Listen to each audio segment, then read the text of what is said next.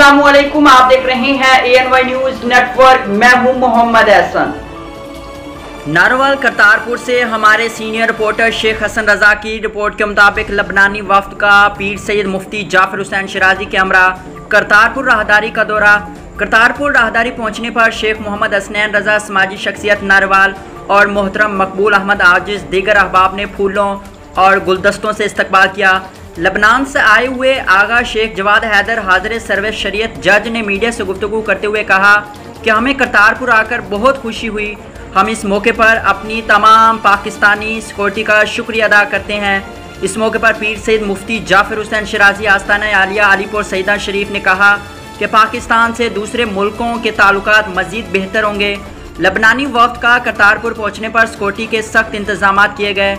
इस मौके पर लबनानी वफ्द को करतारपुर राहदारी का मुकम्मल विजिट और करतारपुर राहदारी की डॉक्यूमेंट्री भी दिखाई गई और लंगर हाल में लंगर भी करवाया गया।